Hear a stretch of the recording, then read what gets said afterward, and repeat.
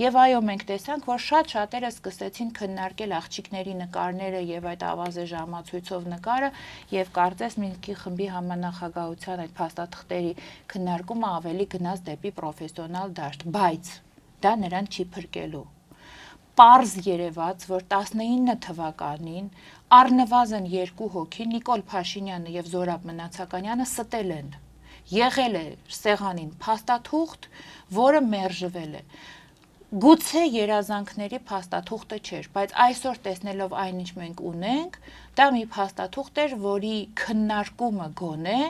մեզ հետ կպահեր աղետից։ Փոխարենը 19 թվականին նա բացականչեց Արցախը Հայաստան է եւ վերջ, դրանով վերջնական հրահրելով պատերազմը եւ դարձնելով դա անխուսափելի։ Իսկ սա միտումնավոր արեց, թե այսպես ասած չտիրապետելու, չկարողանալու։ Միտումնավոր արեց։ Շատ հանգիստ կարելի էր պատկերացնել, թե ինչի կարող է բերել այդ նախադասությունը։